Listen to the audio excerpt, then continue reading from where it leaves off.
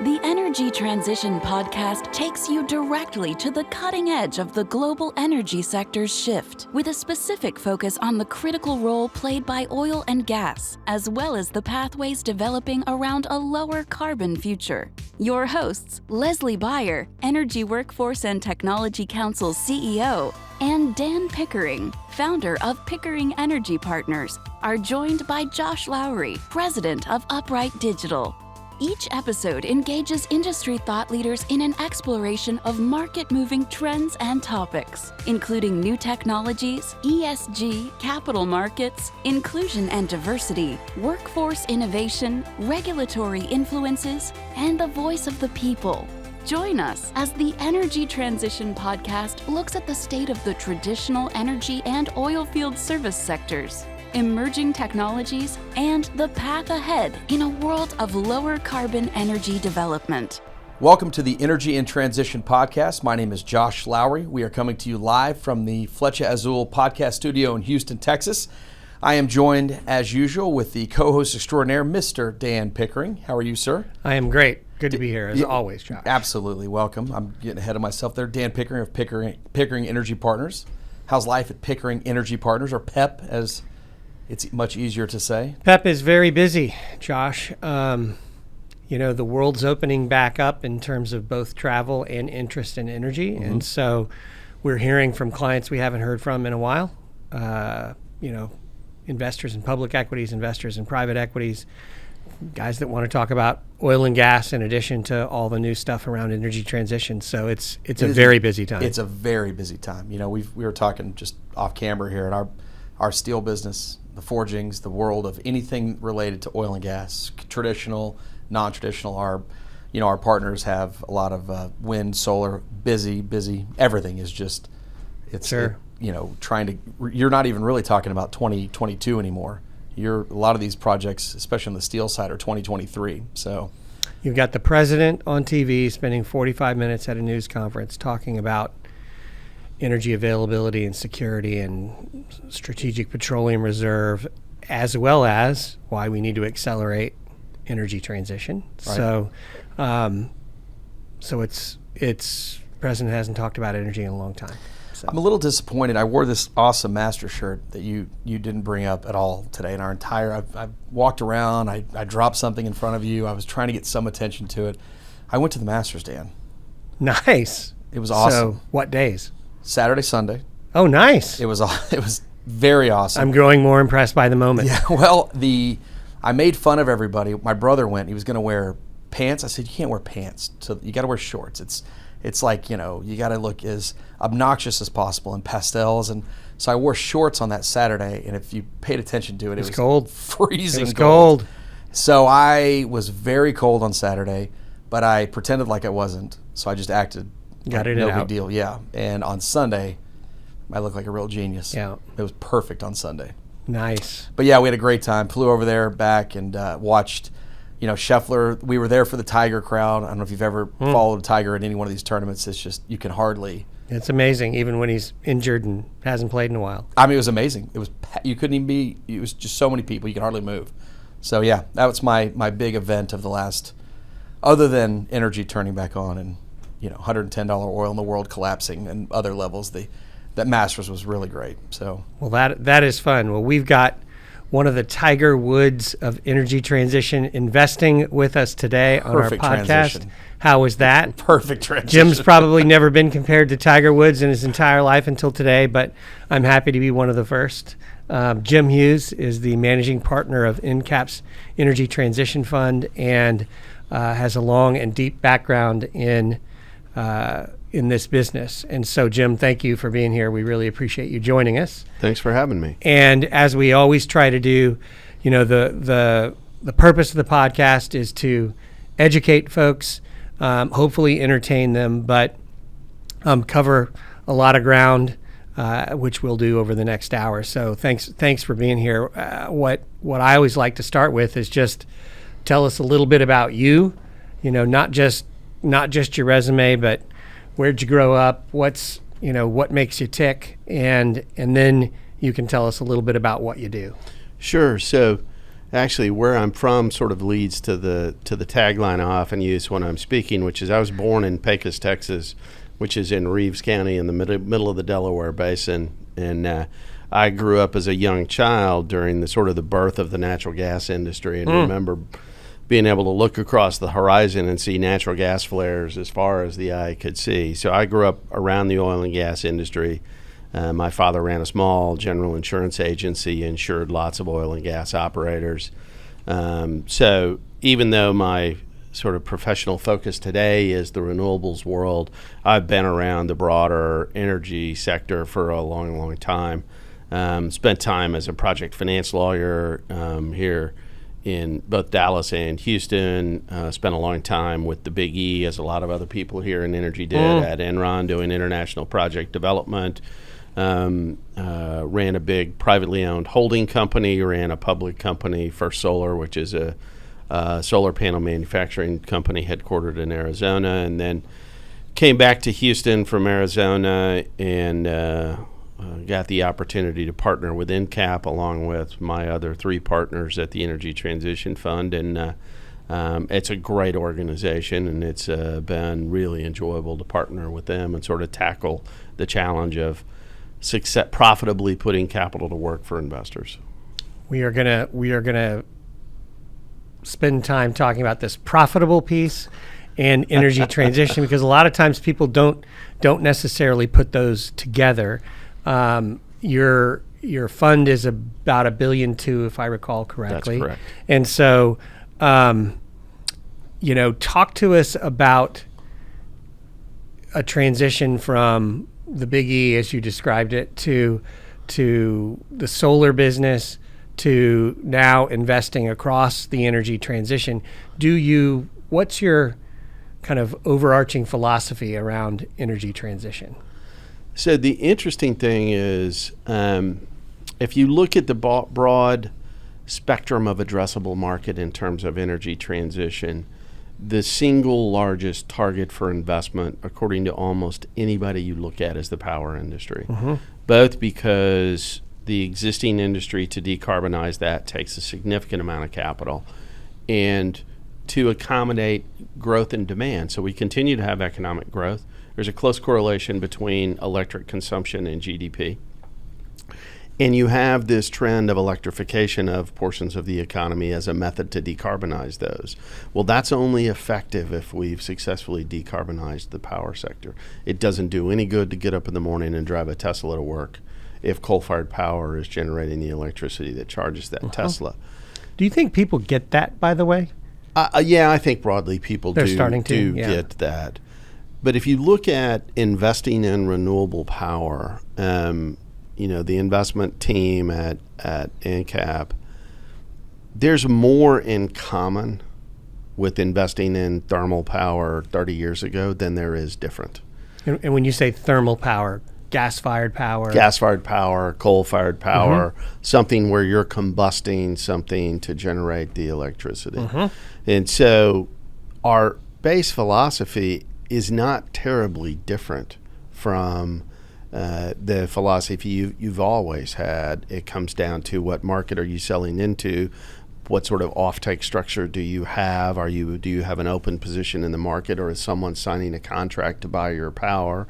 What are the inputs, whether that's fuel inputs, whether that's resource, be it wind or sunlight? What does it cost to build your plant? What does it cost to operate your plant? The same set of fundamentals that form the investment decision 30 years ago developing a gas-fired power plant are not terribly different from the fundamentals that inform building either a wind or solar facility somewhere in the U.S. or frankly somewhere else in the world. So there's a lot of, when you look at the landscape of renewable energy developers, there's a lot of refugees from the coal and gas-fired power sector that populate that universe. We didn't suddenly create a new type of power developer when renewables came along. It's the same skill set, the same person, just generally applying it against a new technology. Okay.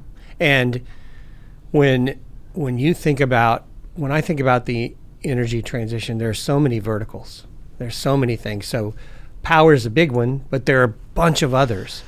Talk a little bit about that. So if you look at there's IEA, there's McKinsey, there's a bunch of different studies, but the number comes down to that we need to be spending something on the order of $10 trillion a year every year in order to achieve the goals of holding climate change to 1.5 degrees C. 10. That's a big 10. Okay. And that's $3.5 to $4 trillion more than we're spending today. Yeah, okay. So the notion of that incremental level of capital deployment is very intimidating. So I don't spend a lot of time thinking about whether that's realistic or achievable. The only relevance to me is that there's a huge market opportunity that has to be addressed. When you look at the verticals and you order them by what's going to have the greatest impact on total carbon emissions in the climate, depending on whose you look at, power is the biggest. E-mobility is next. And so that is electric vehicles, electrification of trains, electrification of cars, electrification of long-haul transport, broadly taking that entire transport segment and decarbonizing it through electrification. That's another gigantic number. Fuels is another gigantic number. And so that's producing from a variety of technologies a molecule that can serve as a fuel in various processes that is low carbon. And it may be low carbon inherently from how it's produced, i.e. electrolyzed hydrogen, or it may be low carbon because there has been some sort of mitigation, carbon capture and sequestration, or some other level of mitigation, or it can be feedstock. We're using a biomass that because it is grown in a regular cycle, it is viewed as a carbon neutral feedstock to produce the fuel. So there's a whole variety of investments that kind of fall into the fuels category. And then closely related to that is kind of what I call the carbon management category. So that would include your carbon capture and sequestration. That would include natural solutions, so planting forest to absorb carbon and offset. Agriculture that has a net impact of putting greater carbon into our soils. There's a whole variety of those activities that are carbon management. Direct air capture falls into the carbon management. We can't eliminate all emissions, so let's go install units that capture carbon out of the air and then sequester it through one of a variety of methods. And then as you move from there, there are a number of other verticals, but they get smaller and less significant. Agriculture is one, and that's both how we grow our agriculture and what we eat. That's obviously outside the purview of the energy transition, but there's a lot of capital that's going to that. Over in the sustainability area. Yeah, so when you look at indoor agriculture, vertical agriculture, vertical farming, those types of things, obviously that's outside the purview of energy transition. But that's if you look across where are we going to spend $10 trillion to manage carbon across our whole economy, those are the biggest. And then, there are a number of others. They're just not really front and center in terms of energy transition. Okay. In terms of opportunity, as an investor, you have to think about this. The other way you kind of need to think about this is if we're looking at the full decarbonization of the global economy, there's the next 10% and there's the last 10%. So the task gets more difficult. The curve increases in slope as you move forward. So achieving the next 10% of decarbonization of our economy is way easier than the last 10%.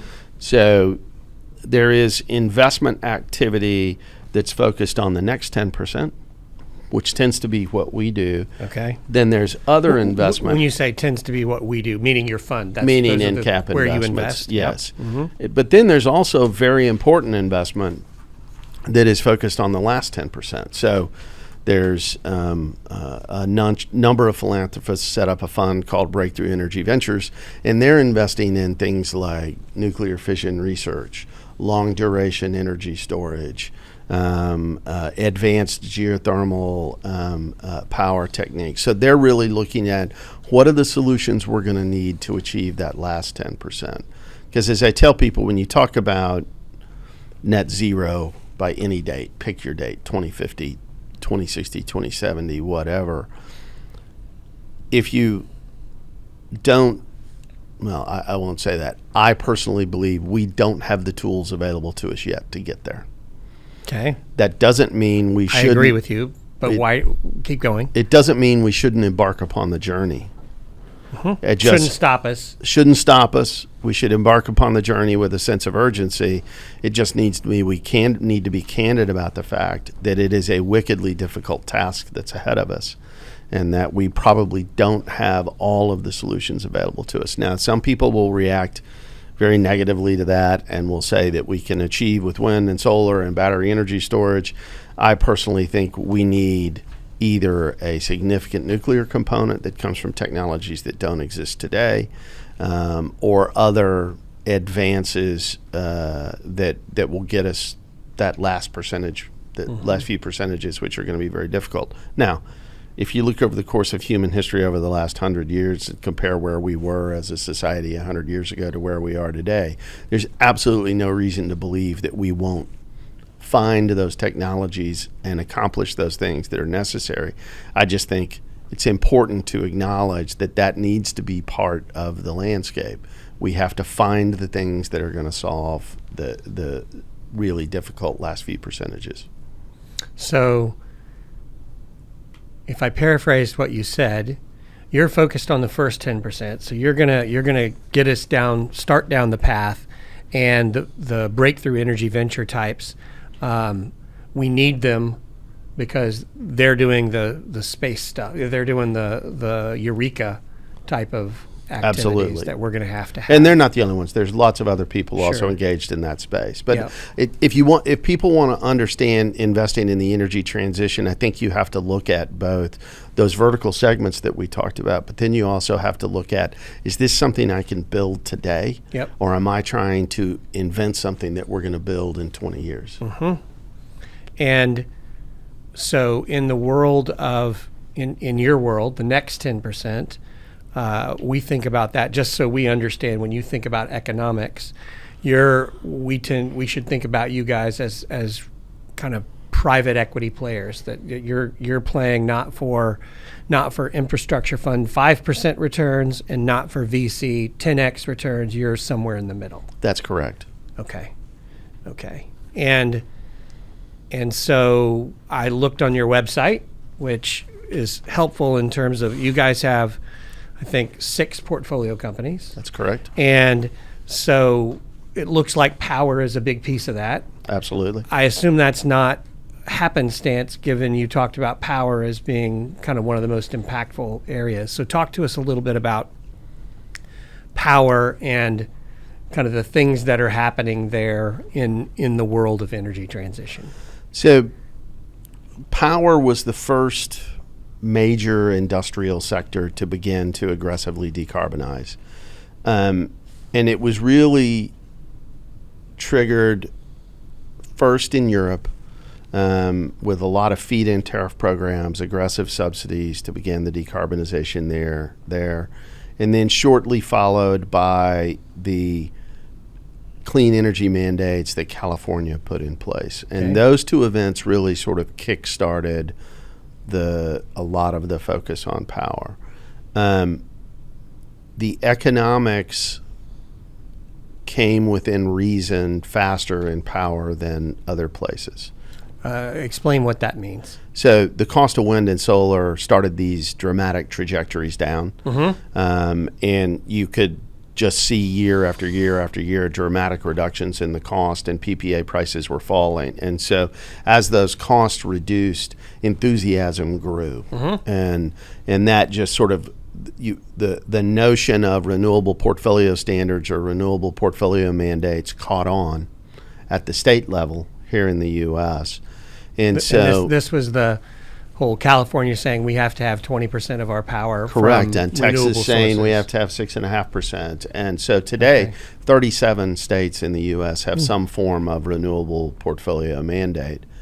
If you go back to the early days, the power in California was very expensive. Yep. If you look over the last several years, that power has come down dramatically in price. So power was an early addressable market because costs had come down, and the demand was somewhat inelastic because you had these state-level renewable mandates, which generated predictable, visible demand. Okay, California says we have to be at 40% by this date. We know what projected demand in California is. We know, therefore, 40% of that number is what the installed base needs to be. How many megawatts? So, and you could go state by state and aggregate all of these programs, and you could sort of say, okay, I have a pretty good visible demand there. At the same time, corporate procurement as a matter of policy as opposed to mandate also began to kick in. And you saw first the big tech companies enter the market, and they were active in the market saying, we want to buy clean power. We want to power our operations with renewable energy. And we're willing to enter into long-term contracts that facilitate the construction of these assets. Over time, particularly the last several years, we've seen that expand from the tech giants, from the Apple, Amazon, Google part of the world to broader corporate America wants to sign green PPAs. They want to decarbonize the power that their businesses use. This is accompanied by, as I know you guys are doing a lot of work on, everybody wants to know what your carbon footprint looks like. Whether you have any government regulation that governs you, investors want to know what your carbon footprint looks like. And so everybody is starting to pay attention to it. As I used to say, when I ran for solar, I would say, we don't have to win the race. We just got to tie because our environmental footprint is going to break the tie. And I think that's still true today. If a company has a choice between carbon-emitting power, carbon-free power at the same price, they're going to choose the carbon-free power. So you win the tie sort of in the race. So all of those dynamics have meant that power was one of the earliest and largest opportunities from an energy transition standpoint. And so you've got, again, doing the math, $1 billion in your fund, 6 companies, couple $100 million, give or take, allocated to each, I assume. And so is that what it takes to build an energy transition company today? I mean, you hear all these stories about people in their garage with, $600 off their credit card or something. So this is spend $10 trillion. I guess you got to spend big. Yeah, this has been, something I've often told people over the course of my career.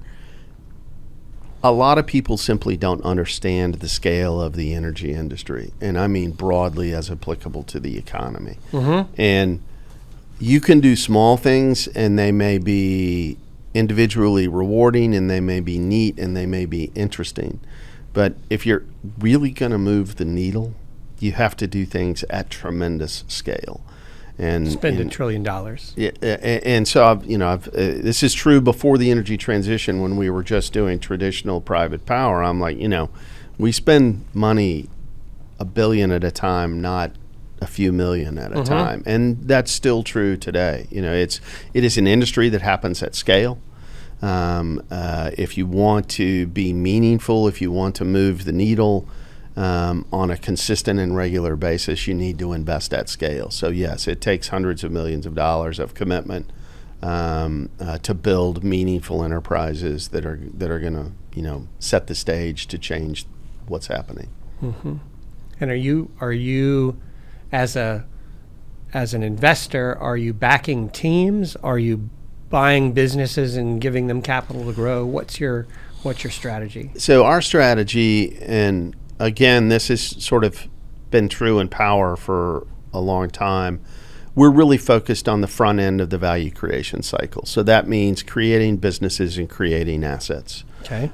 So we tend to form or back management teams at the very inception of a business.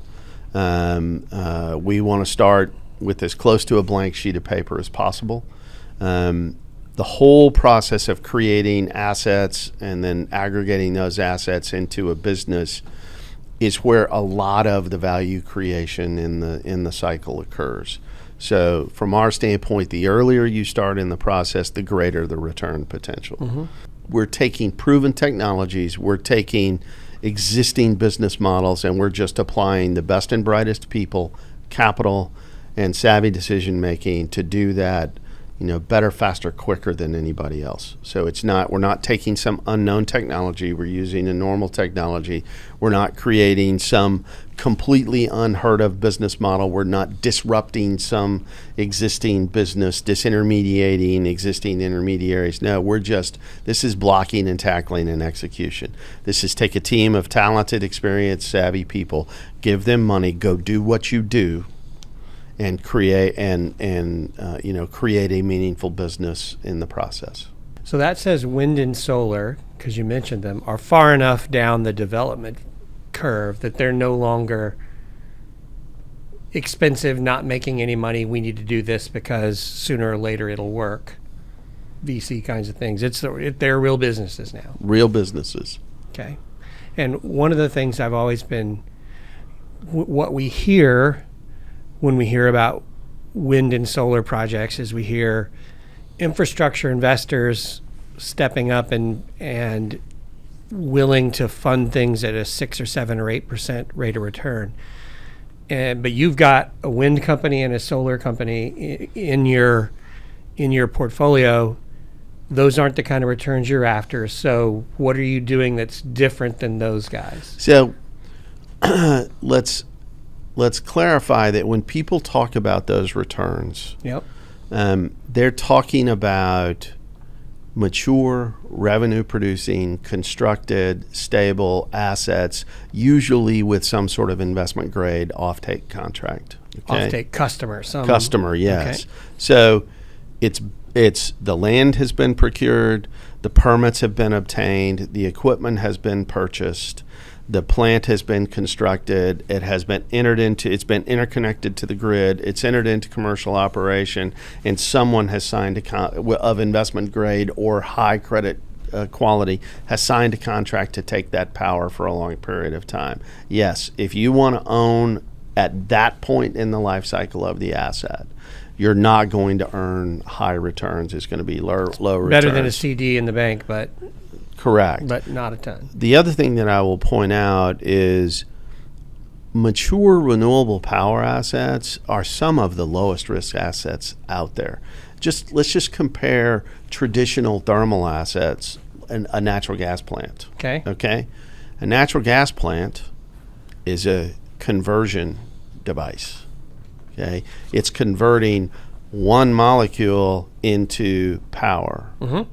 That molecule is a commodity that has variable volatile pricing. Okay.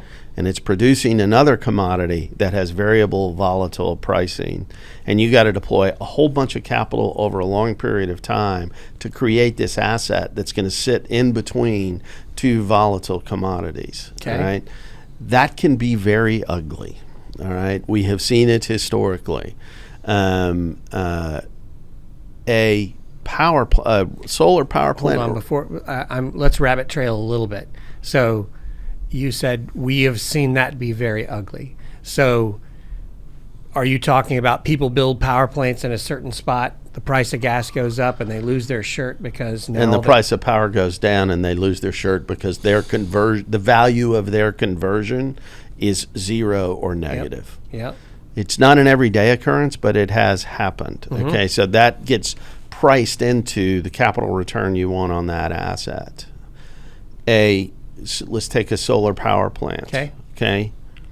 It's all capital cost on the front end. There is no fuel. Because the sun is free. The sun is free. So Josh, do you pay for the sun? I don't. There we go. Sunscreen. So it's a zero marginal cost asset, and I know y'all don't want to get technical, but that's all that means. That means that you build it, all your cost is capital up front. There's de minimis operating cost, and if the sun shines, it's going to produce electricity. Doesn't matter what gas prices are, doesn't matter anything, it's going to produce electricity that's going to have some value.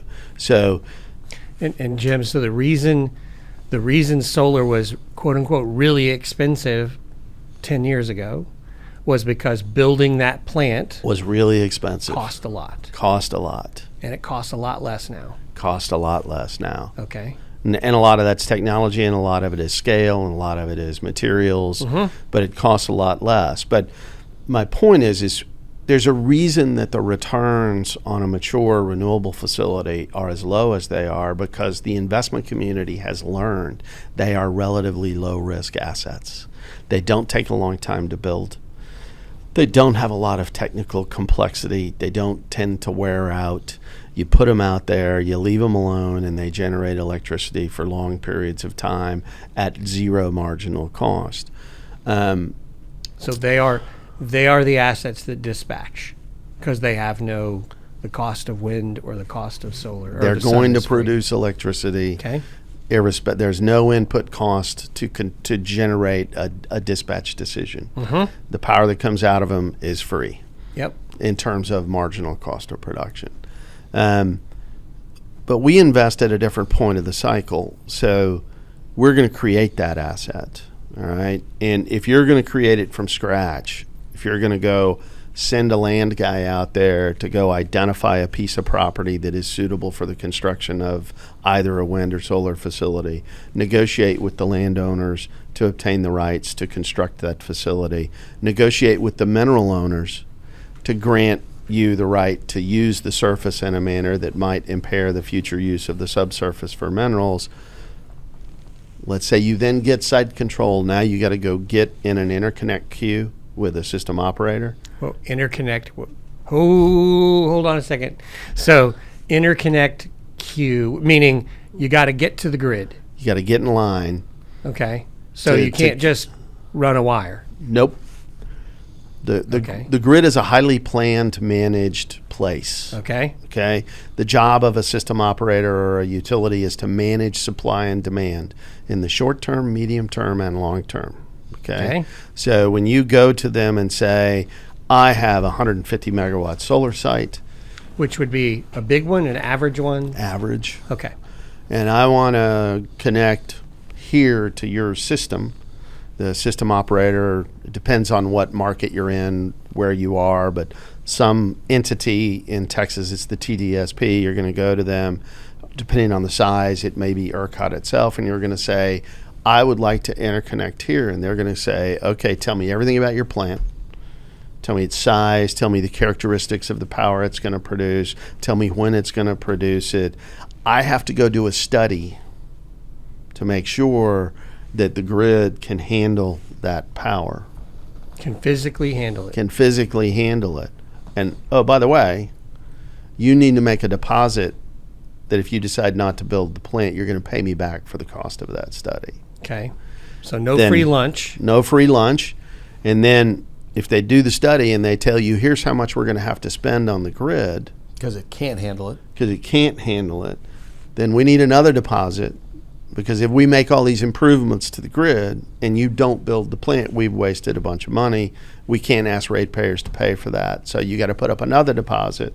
So the only point is that the process of creating this asset is an involved process that carries with it the need to spend capital, the need for labor and effort, and it carries risk of failure. So the return you're going to earn from doing that from scratch versus buying it from when all of that's already been done is going to be different. And so that de-risking process of taking an asset from an idea to a physical asset delivering power, you get significant discount rate compression over that value creation horizon. And it has been true in power for a long time. The capital that does that isn't always the same capital that owns it for the long term. There's tended to be this process of there is capital that engages in asset creation, and then there is capital that owns and operates for the long term. And that delta in cost of capital is where our returns come from. Gotcha. Okay. So you're taking more risk. You have to have more return. And in today's world, is it is it hard to find spots to build a new solar facility or a wind farm? Or? Depends upon the market. So Texas or California, yes. It's hard to find. It's hard to find. Because people are already there? People are already there. It's been Okay. going on for a long time. Those are the two largest renewable markets in the United States, are California and Texas. And it's going to be a dynamic that we see in the renewable power business going forward. Every incremental megawatt is going to be harder to develop and less valuable. Because we've found the sunniest spots or the windiest spots already? Correct. And as you begin, we will reach a point where there's only so much electricity we need in the middle of the afternoon. And so adding more electricity in the middle of the afternoon is not as valuable as the very first plant we built that added electricity in the middle of the afternoon. So you have this dynamic within renewable power that the greater the penetration, the less valuable each incremental megawatt is. In California, this is famously called the duck curve because this may be techie, but the thermal dispatch net of renewables, if you draw that line, it looks like a duck in California. That's why it's called the duck curve. Power prices are negative during parts of the day because there's so much. And in Texas, they can be wind and negative at night because there's so much wind. The wind blows at night. The sun shines in the afternoon. If you put a whole bunch of wind in, you're going to get negative power prices at night. If you put a whole bunch of solar in, eventually you will drive it. In the absence of storage, whole topic I'm sure you want. We're coming to that. In the absence of storage, you would eventually get to the point that you're driving all of the thermal, all of the gas and coal plants out of the system. And that once you've done that, incremental renewables don't add any value. Okay. So if we look at what happened in Europe this past summer, though, haven't we been driving the coal and gas-fired power off the grid, and then the folks in Europe wound up with not enough power, and so they had a bunch of chaos? Correct. Europe is a more complicated and difficult question to answer. The manner in which they added renewables is, from a policy standpoint, I don't think it was particularly effective. Okay. So for our European listeners, which there are many, yes, their government didn't quite do it the right way. Correct. So it wasn't a free market solution; it was a government solution there. It was a government solution, and it was a government solution that was particularly distortive. Okay. And I'll give you, it's a simple example. One of the primary mechanisms in Europe was what's called a feed-in tariff, which is just a simple mechanism where you say, if you build a solar plant, I'm going to pay you X cents per kilowatt hour for the power. Okay. I call it the limbo contest, because when you do that, everybody that can get under the bar gets to play. So you wind up potentially with too much oversupply. And what happened in Europe is they became alarmed at how many people were getting under the bar, so they lower the bar. That just makes people work harder and move faster. Tends to accelerate the effect rather than dampen the effect. So if I layer all this together, they were too successful. They Yes. got too much. Yes. And when you have too much, you lower prices when you can produce, which pushes out the guys who can produce all the time. And what happened is those incentives, those markets collapsed. Yeah. That's not, if you're trying to build a long-term sustainable decarbonization, having incentive programs that are gigantic and then collapse isn't exactly the best way to do it. Do they have a cohesive mindset over there, or is it every government for themselves? No, I mean, look, increasingly they have a cohesive mindset, and the FIT programs are largely in the past, but that was the dynamic that drove kind of the early experiences they had and has left them to a certain extent with the grid that they have. But there are dramatically different viewpoints within Europe. Look at the French. The French are the leading nuclear generator in the world. The Germans have shut them all down. I mean, it's very differing viewpoints across the continent. The difference in the U.S. and in Texas, sometimes we tend to shower nothing but criticism on California, but the beauty of the California renewable power mandate is it showed all of us a rational way to do it, which is let's not change the procurement processes that have been in place for a long time. Okay, let's let the utilities do their planning, which is their core skill set. Is let's plan the grid, let's plan how much power we need, let's plan the infrastructure that we need, and then let's use competitive processes to solicit the lowest cost power within that we can. So yes, in the early parts of the California renewable power mandate, you had some very expensive PPAs, but Power purchase agreements. But that competitive process rapidly drove those prices down. And so it wasn't the lowest gets under the bar. It was, we've decided how much we're going to buy, and the lowest cost producer gets access to those contracts. Like a Dutch auction. Yes. You wind up buying the cheapest up until you get the amount you want. That's exactly right. Okay. At the risk of going off the rails here, but we've got a smart power guy sitting next to us. Where were you February of 2021? What year are we in right now?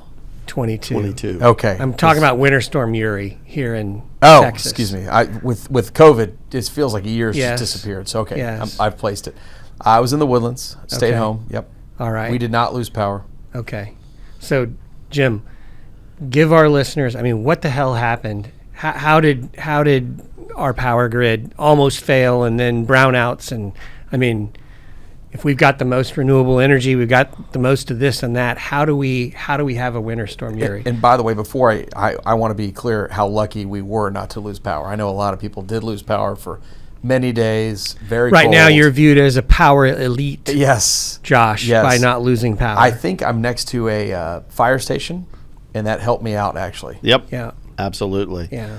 So one thing I always preface my comments on Uri with is it was unprecedented cold. Okay, we've had cold, but in terms of the extent across the entire state and the speed with which the cold air moved into the state were unprecedented. Okay. So, let's take into consideration it was extreme weather. People Okay. are like, oh, well, we've had this or we've had that. Yes, but it was a extreme. So this event. is a Six Sigma kind of cold. Yeah, but the core issue in Uri was a series of interconnected vulnerabilities between our natural gas system and our power system that nobody had ever really recognized or taken consideration of. Okay. No one had ever thought if we get really cold air intrusion that covers the entire state, west and east, we're going to lose a bunch of power generation. We knew that. That's happened before, okay? But we're also going to lose a bunch of gas facilities. We're going to lose storage facilities. We're going to lose production facilities. And we're going to have a combination of a loss of generating capacity and the need to do everything we can to get generation up, and at the same time have critical failures across our natural gas system. And those, and look, there's plenty of things to go around. We lost a nuke unit. Okay, we lost coal units, we lost natural gas units. The wind was producing less than predicted, but candidly, it wasn't predicted to produce very much. Mm-hmm. It was the middle of the night. Solar isn't relevant to the analysis. It was this interconnection between gas and power that produced the extreme event that we had. Some of it was as simple as gas production facilities, gas processing facilities, gas storage facilities had not filled out the appropriate forms to alert the utility to the fact that, hey, if you're going to turn the power off, critical don't turn us off. Yeah, there's not going to be any gas coming. Exactly. Yeah. So a big part of Uri won't happen again because you anticipated my question. Is it are we still that vulnerable? Well, we're always vulnerable, okay? The other thing I tell people is there's a concept in power called the value of lost load, okay? That's what does it cost the economy if you lose power? right? We could build a power system that would never fail. Guaranteed. Now, our power prices would all be 10 times the power prices we have today. This is the build the church for Easter Sunday discussion. Exactly. You know, it's like I have this conversation with respect to the other analogy I'll use is automobiles. We could mandate that you build a car that no one can be killed in. All you have to do is watch a NASCAR wreck on a super speedway, and that will tell you that we can build cars in which the occupants can survive almost anything. The problem is your average Chevy sedan would be $150,000. So we choose to make risk-reward assessments as part of public policy and across our society. Power is no different. We could build a grid that is absolutely invulnerable to power outage. The problem is no one could afford the power that it produced. Yeah, the 6 people that could turn their lights on would be golden. So I will say just real quick, Yeah. we are the best podcast in energy and transition. So, but there is another podcast out there. If you Googled Energy and Transition podcast, it's a UT professor that did a pretty nice little summarization on what happened during the freeze of 2021. If you wanted more information on that, I would say Google that and listen to it. She does a pretty objective job of saying. She does. I know which one you're talking about. Yeah, Yes. she does a good job explaining. I don't remember her name, but it's not too hard to find. No, it's not. And she was I don't want to say victim. That's not the right, but she experienced the cold as well. So yeah, if you want more on that, go test that out as well. That's good. But we're still the best. Just There we FYI. go. One of the ways that you stabilize a volatile grid, at least what people have been telling us, is batteries. So talk to us about batteries. Are they practical? Can you make them any size? How fast should we be implementing batteries to offset renewables, intermittent sources? Should every solar project have a battery associated with it? I mean, how do you think about batteries? So I'll start with we put our money where our mouth is. So the largest target of investment in our first fund is battery energy storage. Okay. So we have 2 portfolio companies, Broadreach Power and Jupiter Power. If you were to make a list of the top 10 independent battery energy developers in North America, they would both be on that list. They'd probably both be on a top 5, but for sure top 10. Okay. I started taking note of batteries back in 2015. I was still the CEO of First Solar, and we hired a guy in our R&D department and sort of said, go do a bunch of research and write me a white paper. Should I care about batteries?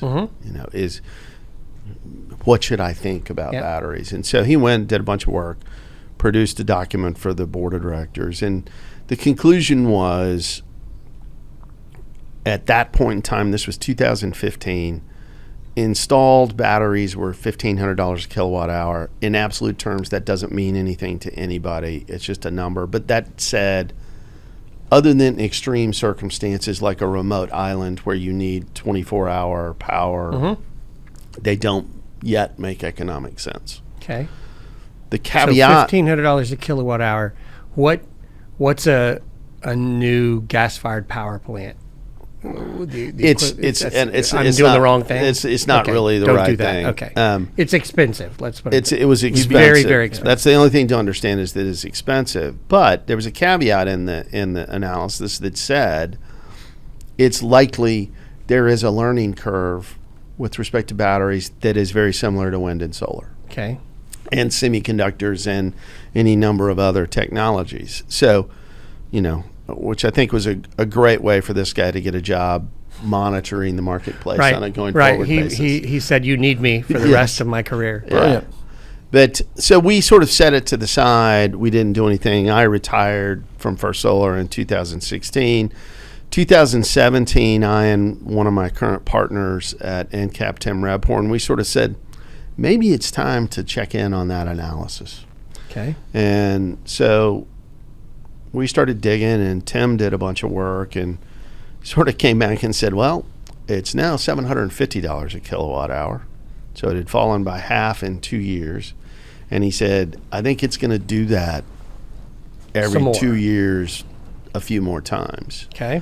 And we could do back of the envelope math and sort of say, when it starts getting down to $300 to $400 a kilowatt hour, it starts to get interesting as a meaningful contributor to the grid. So that was how we sort of got interested. It was purely driven by economics. And this is unsubsidized. There was no subsidy, still is no significant subsidy for batteries. When we started looking at the use cases, what would you do with the battery? What problems would you solve on the grid?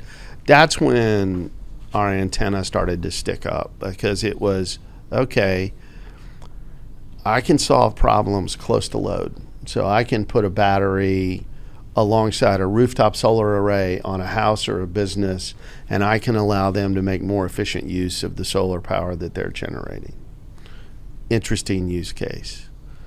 I can put batteries alongside a solar array in the desert and store the middle of the afternoon energy and re-deliver it at more valuable times. That's an interesting use case. Because you're saying, we know it's being generated. You told us in some instances power prices would be very low at that period of time. So store it and re-deliver it at a different point in time. But then we also began to see, wow, if you have constraints in your transmission grid, it might be a really effective way to solve those. And let me give you an example. Let's say you're a grid operator. You have a substation in the middle of Houston that in the middle of August for 2 hours, when it's the hottest part of the day, that substation peaks out. In other words, it's full. No more power can go through it. No more power can go through it. Well, historically, you'd have to say, I'm going to have to do an expansion of that substation. Because you need more power. You need more power on the other side of it, and the only way to do that is to expand the substation. Well, if it's just 2 hours a day, 2 days a year, do you really want to expand the substation if I can put a battery there sized exactly to how much power I'm constrained for exactly the duration that I'm constrained, and that's a whole lot cheaper than expanding the entire substation. So we began to see that batteries on a grid are an efficiency machine, okay? The grid, and these are studies and these are, horseshoes or hand grenades numbers, but a modern power grid is anywhere from 40 to 45% aggregate capacity factor. So that means we're only using about 40 to 45% of the capacity of that distribution system. Of the wires. Of the wires. So that means there's a whole lot more capacity out there. Well, batteries allow you to use more of that capacity. So you start to have to think about, okay, I can't look at the cost of the battery in isolation. I have to look at the cost of the battery as part of, does it make a more efficient grid? And so you start looking at, wow, we can use these batteries in a whole bunch of different ways. We can use them in a whole bunch of different places, and they're getting a lot less expensive. Sounds like it might be an interesting asset class to learn more about. So that's why we started turning our attention to learning as much as we could about batteries, and why we began investing into the space. So batteries are an important part of allowing the grid to achieve renewable penetrations at higher percentages. We've seen in the U.S., it's been done in California, it's been done in Texas. We can go 30, 40, even 50% penetration of the grid on renewables with our existing infrastructure, and we can be generally okay. If you aspire to much higher levels of renewable penetration, which is what net zero does, you're going to have a major investment in batteries. Now, I get back to my next 10%, last 10%. Batteries are part of the solution for the next 10, 20%. People think that, they're the solution for the last 10%. They're not the solution for the last 10%. There are problems that will exist with mass renewable application on the grid that batteries aren't a good solution for. And one is seasonality, okay? renewable generation varies significantly based on the season. Okay, a battery solves a few hours during the day. It doesn't solve 3 months of the year. So a battery like we're talking about for the power system is not like the Eveready, AA battery that we go buy at the store that just sits there and is ready for the next 3 years before I'm going to go use it in my flashlight or whatever. It's different. Has to be charged and discharged on a daily basis, or whenever you want to use it. You gotta take power off the grid and charge it, and then after you discharge it, you got to take more power. So it's a net zero set aside efficiency for the moment. It's a net zero asset. It neither consumes nor produces power. It stores it and redelivers it at a different time. So, but batteries will be a gigantic part of the grid going forward. They solve all sorts of problems. They facilitate greater renewable penetration. They don't solve all the problems. We will have other But that's a major problem solved. Yes, Yeah. it is. I remember, I lived in California during I'm sure they still have them, the brownouts, the rolling brownouts. And, my old roommate when I was in my 20s was a power trader. And they would trade, they would turn on the generators and they would, all the stuff out on the West Coast. And he basically said, you just can't store power. This was 15 years ago. And that problem seems to be changed now with what you're describing as a major solution to Correct. and deliver that. Yeah. And so, we recognize that it was an emerging asset class. We made big early bets, and that appears to be going well. But yeah, it will revolutionize. It's also what's been fun as an investor. They're wickedly complex assets from a commercial standpoint, and that makes it fun. A solar plant is an asset that sits in the desert and it generates power when the sun shines, and that's the only variability there is. You can sell that power under a long-term contract, or you can sell it when and as it's produced, and that's all you can do. Okay, a battery can be load, i.e., it can consume power off the grid. It can be generation, i.e., deliver power to the grid. It can be both. If it's half charged, it can both absorb power or deliver power. All right, and you can change your mind and reposition it as an asset multiple times a day. So you can charge it 1 hour and discharge it the next. You can sell multiple products into the market. So you can sell, I'm going to be load, so pay me to be load. You can pay me to be generation. You can pay me to be reserve power. I can sell ancillary services, or I can just arbitrage. I'm going to charge in the middle of the night when prices are low, and I'm going to resell. So they're commercially very complicated assets, which is part of what makes them fun. As an investor, you need really smart people to manage them. But yeah, they will be a significant part of the power landscape on a going forward basis. When you say, just real quick, when you say smart people to run that, is that a power trader that runs that in the traditional sense? In the yes, or an power asset manager, risk manager, trader. Depends on. Trader tends to connotate that you're taking just open positions in the market and making bets one way or the other. We think of it more as an asset manager, risk manager. You're taking a physical asset and you're optimizing the revenues you can earn out of that asset, but the skill sets are largely the same. Yes, it's a trader. Okay. At the end of the day. Jim, so you're describing something with big potential. The costs have come down. What are the bottlenecks? Why are there not a gazillion of these under construction right now? The biggest bottleneck now, and this is unique for the power industry. Almost every piece of equipment I can think of that we've dealt with in the power industry, we drove the market. We were the market. There's no other use for it. Transformers, gas turbines, heat recovery steam generators, all of the bits and pieces that make up a power plant are the primary demand is the power industry. Yeah. And I have to interject. I missed the opportunity for just a great joke, as he was saying, heat heat generators and transformers, and I was like, woo, he's talking, for a power guy, he's talking dirty right now. Anyhow, sorry. Before you I get moving on digress. here, so you can imagine how detailed Dan is in his preparation, right? Oh, yes. Okay. So he has extensive notes, which it's amazing how smart this guy is. But as we did our prep work for you coming in, he was telling me how interesting you're going to be, and what I'm noticing is I'm trying to follow Dan's outline, and I'm like, where is he in his questioning? I found you, I think. I found where you want to be here, and I think we've touched some of this stuff, but you're right. This conversation is going a lot of different places. It's very interesting. You're living up to exactly how he sold you to be before the show going on. There's a lot of excitement in this world that people don't really think about. I don't know, you mentioned that you moved from Arizona back over to Houston, and you say that the people in the world they know how their car gets charged today.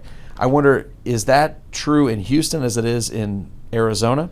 Because this excitement that you're talking feels you don't feel like you're from Pecos, Texas right now. You feel very much Arizona based and West Coast. Is a lot of this coming back to Houston? Oh, yeah. Look, I did a panel the other day with your former colleague, Bobby Tudor, and we were talking about the energy transition in Houston. And the point I made is I said, look, Houston has been at the center of the power industry for a long time. It's more well known for oil and gas, but there's been as much significant activity in the power industry in Houston as anywhere else in the country. Obviously, there are big utilities everywhere, but in terms of independent private power, in terms of power trading, there's only a few places in the country where you have really significant nexus of power trading activities, and Houston's probably the largest. Houston is a lot of the vibe around this is centered in Houston. The best example I can give, you probably spent time at Sarah this time around. I remember when there was no power day at Sarah. Which is a big industry conference here. Yes, in Houston. Here in Houston. Yeah. Now, typically oil and gas. Right. Yeah, but now not only is there a power day, they have a whole separate conference that's nothing but energy transition. There was a renewable section at NAPE this year. Yeah. So I didn't know that. Now that is earth changing. Yes. So I take the blame for getting us off. You were telling us the back on outline, the batteries, yes, and the limitations to adding tons of batteries, and you were saying we're not driving demand for batteries. The EV market is driving demand for batteries. The largest consumer of lithium-ion manufacturing capacity globally is the EV market. So a utility or power storage battery is the same thing that you would shrink, have a smaller version that goes in an EV. Yes. Okay. They're packaged differently. Yep. But there's a core cell, okay, that is the core building block of those systems, and they come off of the same manufacturing lines from the same companies out of the same raw materials. So yes, you're competing for manufacturing capacity and raw material capacity with the EV market. So that has left us in a circumstance where there is more demand for batteries than there is capacity currently. Okay. When you aggregate energy storage demand and EV demand, as well as you still have consumer electronics and a bunch of other demand out there. Yep. So yes, we're fundamentally in a position where capacity is constrained. Now, markets fix themselves and usually pretty quickly. So massive capacity additions are underway in all of the big battery manufacturing locations. There are the vast majority of utility scale batteries today are lithium ion, but there are other technologies, and this shortage of lithium ion batteries is creating a market opportunity, and we're going to see those develop. There are redox flow batteries, there are aqueous zinc batteries, there are a bunch of other technologies that are probably going to get a chance to succeed simply because there are capacity constraints in the lithium ion world. So the VC world is working on Absolutely. all the new batteries. Yep. So just to put it in context, utility scale battery project would cost how much? $30 million? Well, it depends on what size it is. Well, yeah, I'm using 450 a megawatt or a kilowatt hour. I'm trying to think about that, but your two businesses that are involved in utility scale storage, is it bite sized? Can they spend $5 million for a project? They or can is it gonna spend be $5 bigger? million or $500 million. We have projects in our portfolio that range from 10 megawatts in size to a gigawatt in size. And again, convert for me. So a gigawatt would, It's 1,000 megawatts. So from 10 megawatts to 1,000 megawatts Okay. in size. so They come in every $500 million size and to- flavor. yeah. They come from 1 hour of duration, 2 hour of duration, 4 hours of duration, depending on the market and the use case that you're selling into. we're going to bring you back at some point and do nothing but batteries, but I want to That was make everything in my power not to make a Back to the Future reference. Yes, yes, Everything. 1.21 gigawatts. God. Yes, well done. Oh. Well done. Sorry. It would be a travesty if we let you get away without talking about solar, given you spent, a good chunk of your career involved in solar. And so, how do you think about the solar business these days? We see, we see the IEA saying we got to have a lot more solar. Is it the renewable energy of choice? Is wind better? What are the gating items in solar these days? So first, my general view is there is a mix of renewable. There's an optimum mix of renewables for any given geography, and you can't generalize. The right answer for Arizona is not the right answer for Louisiana, is not the right answer for Peru, is not the right answer for Germany. Okay. So everybody has renewable resources. And those resources are different. Some people have wind, some don't. Some people have irradiance. Some people have hydropower. You have a wide variety of resources. So I tend to think the job is to optimize in any given geography. There's a number of advantages that solar has. So if I want to build a wind facility and I want to know what the wind resource at a location is, I got to go build a tower that sticks way up in the air. I got to put a sensor on top of that tower, and I got to leave it there for years before I have enough data to know what my wind resource is. Solar, there are websites and computer programs that can calculate the average irradiance at any given spot on the Earth. And you're going to be within a few percentage points of that irradiance at any time. So from a simple development cycle, understanding the resource that you have, the irradiance, it's a much easier to deal with than wind. It's much easier to deal with than hydropower. We have a lot of hydro. Latin America is dominated by hydro. Again, so in terms of if you're going to pick a technology that's going to be of mass application across the entire globe, solar is probably the one you would pick. Again, I don't think you pick one. I think you use all of the above, but it's of mass applicability. It uses a lot of land mass, right? It covers a lot of area. Do we worry about that in a world that's focused on Yes. all things? You worry about it. It's used less and less land as we've moved forward. So, the conversion efficiency, which is the core efficiency of the panels, has doubled in the last 15 years. Dan, as the resident dumb guy on this podcast, I think I have the answer for that question. That is a last 10% problem, not a next 10% problem. Ding, ding, ding. Very good. Josh, you have, And I was contrary to laughing. popular opinion, you do learn stuff. Well, we because did learn stuff. I've seen the pictures, the mountain flow where Yeah. they're just solar panels, and it's an eyesore to some extent. I mean, it is. It just depends where that is, obviously. But then you drive from Houston to Colorado, you see the wind turbines and whatnot. So, but what I'm hearing is that the panels are getting better. The power of whatever the word I'm looking for there, Efficiency. efficiency is shrinking. So it is getting better. Yeah, and there's a dynamic that will happen over time.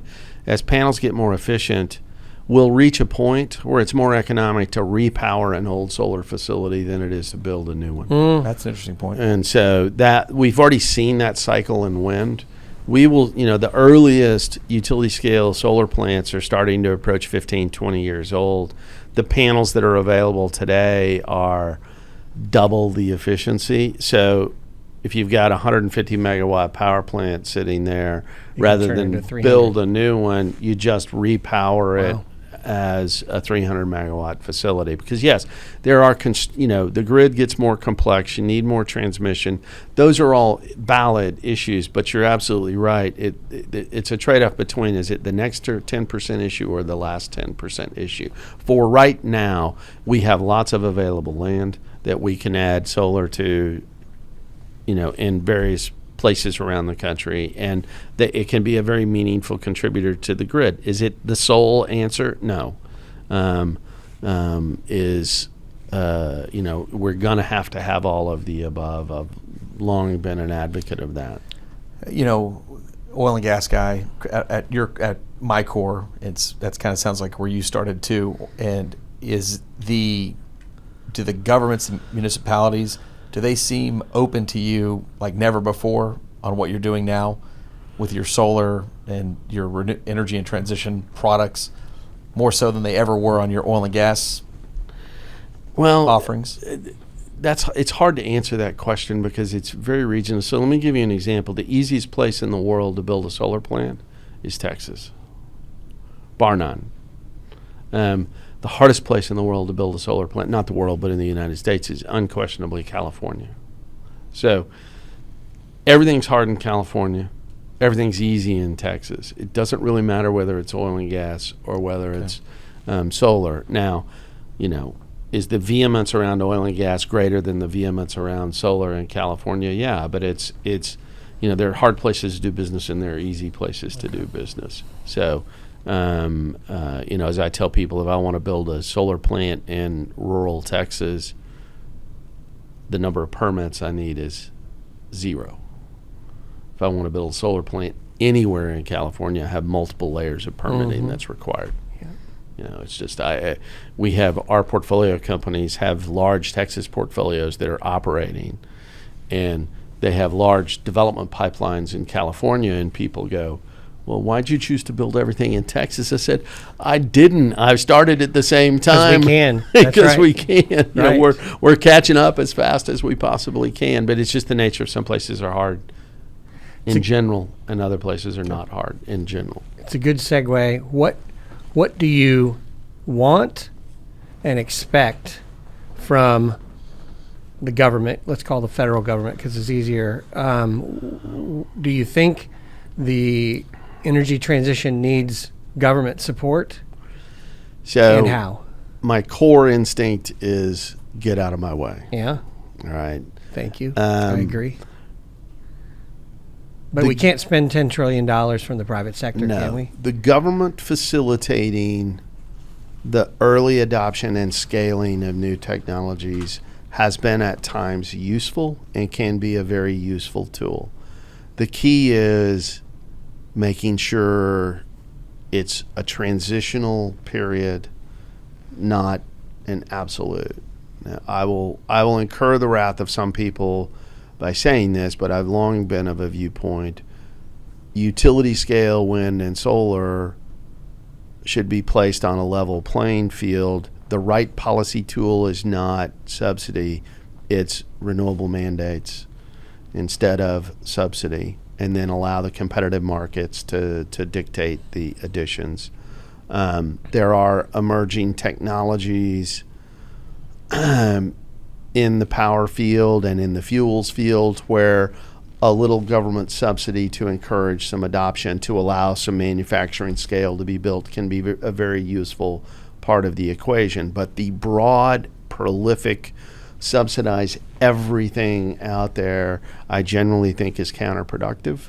The primary mechanism for subsidy in the U.S. at the federal level has been investment and production tax credits. We have now produced so many of those that we have more credits than we have people that consume the credits.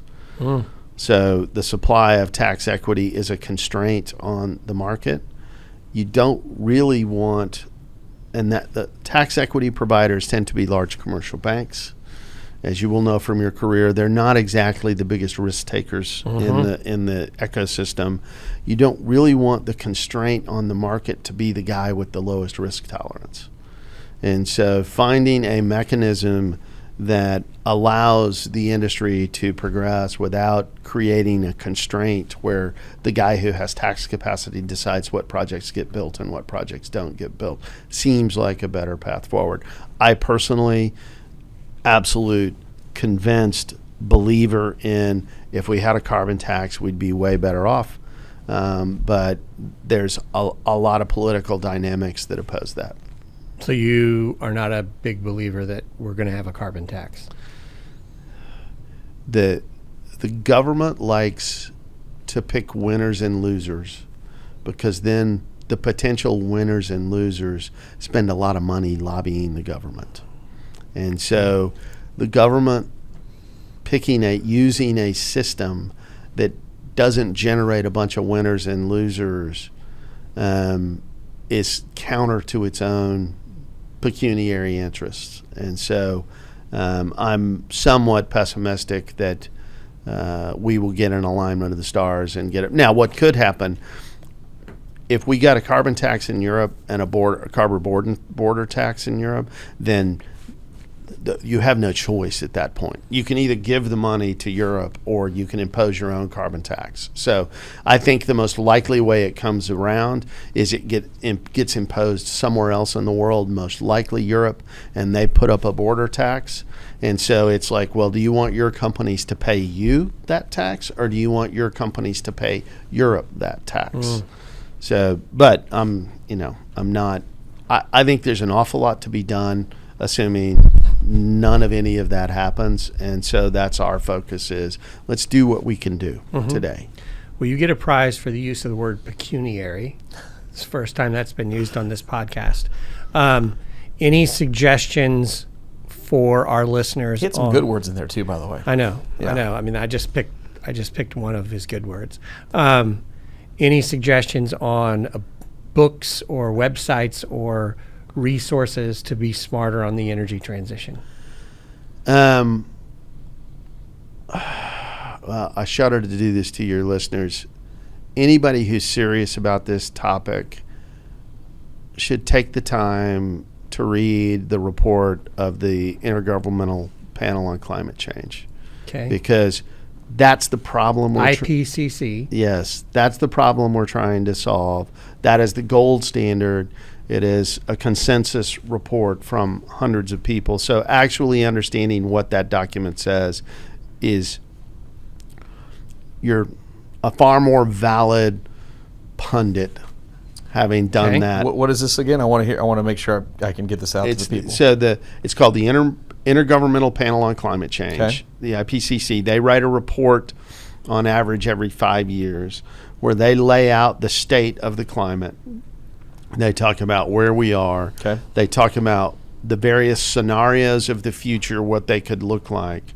They talk about what the possible climate outcomes in those various scenarios are.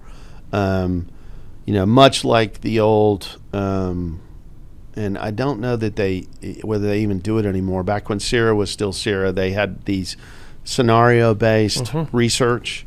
IGPCC works very much the same way. They have low emission scenario, medium emissions, high emissions, but it'll give you understand what's the problem we're actually trying to fight and what matters. You can't fight anything unless you know where you're at, right? Or where at least they think you're at. And the other thing that it helps you understand is people tend to treat this battle as binary. It's not binary. It's not on off, we win, we lose. It's where do we end up on a continuum? So it's useful that. But then, beyond that, I'm trying to think of a resource. The net zero report from the IEA was also quite good. Jurgen's books. his book on the energy Dan transition, Yergin, yes, is a good one. The IEA has an annual report, which always is a reasonable read, which will give you, again, it aggregates these numbers. That's the thing I think people really and truly fail to understand, is they think this is a few solar panels on your roof. They don't understand the mass, because the energy transition, we've just talked about power. Well, we have primary energy consumption across the rest of our industrial sector, that if you're going to be net zero, cement, steel production, aluminum production, long list of other industrial sectors that also have to be decarbonized. Air travel. We're not going to be flying in electric airliners, I can assure you. I kind of a follow-up to your question there on the books or panels. Is there a person that you think is doing a good job of spreading the message? I think you're doing an excellent job, and I mean that not just because you're 3 feet from me here, but is there somebody that's out there spreading the word in a way that you think, hey, this guy or girl is doing a great job? There probably is somebody. They don't come to mind. The problem I have, then it's you. Then we're just going to put you out there. Is that everybody tends to be in one extreme camp or the other, as opposed to the practical. Here's what we have to do. I have spent more hours and probably been a core part of raising more money and putting more megawatts in the ground that are low carbon than almost anybody out there. But I'm also very pragmatic about, if we destroy our economy at the same time, we won't, as I like to say, the support for green energy is a mile wide and a millimeter deep. And if it's like just in Texas alone, you can take a survey in Texas. Are you interested in green power? 74% of the people say, yes, I'm interested in green power. How much are you willing to pay a month for it? $10 more.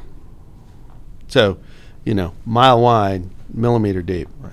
I'm interested in green power, but I'm not interested in paying very much for it. And so, as we're seeing today on a geopolitical basis, political unrest in Sri Lanka over fuel prices. Those of us that have gray hair have seen all of this. We've seen this in the past. And so, my big fear is we need to be very thoughtful. We need to be cost effective. We need to be efficient in tackling this problem. If we just throw money at it and pay no attention to the economic consequences, the political will to tackle this will disappear as fast as it manifested itself. It risks blowing itself up. Yep. Jim, what have we not talked about that we should? Anything that you're passionate about? We may have to cut and paste it to the beginning of this podcast. But the one question I usually get that y'all haven't asked is, what about nuclear? And it was in there. My answer on that one is, nuclear should be a significant part of the answer. We're U.S. investors, and the problem in the U.S. is, as a practical matter, we've outlawed nuclear energy with the regulatory regime that we have in place.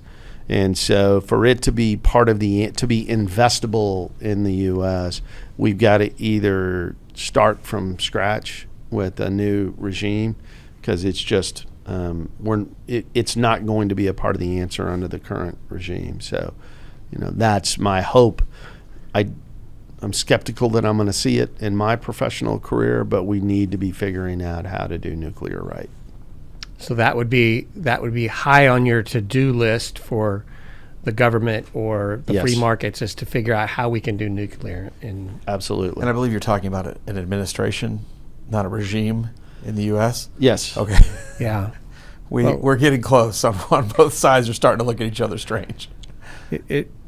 It's a great point, because it should be part of the answer, and you sit there and look at the dynamics, the bureaucracy, the red tape, all of that, and I don't know how it is in the next 5 or 10 years, because Agreed. Even if you started today, just building these things takes that long. We always like to finish our podcasts with a lightning round that helps us understand a little bit more about you. And by the way, we probably could have spent an hour talking about Enron and what it was like to be there. And so we'll save that for a future day as well. I want to just say before we get into this, I've really enjoyed this. This has been an excellent podcast. This is, the question that, that Dan asked about which books or podcasts, that's a great question. But then at the same time, who can the audience also go listen to? Who do you think is encouraging? I'm going to tell them, if they can find you where you're speaking at different events, because honestly, the world needs more reasonable people talking about reasonable things. This is not this is not something that they can just keep ignoring forever. They do need to be educated on this type of subject. And I really just, how much I've thoroughly enjoyed it. So good. Glad we're going to hear get to the lightning round, but this has been great. Yeah. Good. Yeah. So, Jim, the rules here are yes or no, one-word answers. You can't elaborate. We just have to draw our own conclusions I've from been how banned you from playing this game. how you answer. And so Josh and I are going to tag team on the questions. Let me go first this time. You go first It this didn't time. work out for me on the last round. You ready? Ready. If we had a clock, I'd start it. Coffee or tea? Coffee. Cash or crypto? Cash. London or Paris? London. Soccer or baseball? Baseball. Hamburgers or pizza? Hamburgers. Puppies or kittens? Puppies. United Airlines or Southwest Airlines? United Airlines. The S&P 500 for the rest of 22. Are you bullish or bearish? Bearish. Wind or solar? Solar. If you didn't answer that one, that was the one that I had 100% certainty And now on. I'm in trouble with two of my partners. There you That's go. Okay. Tesla or Rivian? Tesla. Will there be a carbon tax in the United States by year-end 24? No. Will the globe make net zero by 2050? No. Batman or Robin? Batman. Law degree or MBA? Law degree. The Godfather or Goodfellas? The Godfather. And the one question we ask in every lightning round, because I'm so frustrated, will the Houston Texans make the Super Bowl in the next decade? No. Damn. Well, I think you're even right. though I hated the answer to your last question, I loved every other minute of the podcast. Jim Hughes, managing partner of EnCap's Energy Transition Fund. We really appreciate you being here. Thanks for having me. very much. Thoroughly And, enjoyable. www.encapinvestments.com at the Energy Transition tab is where we find out more about you. Thank you so much, Great. Jim. Thank you all.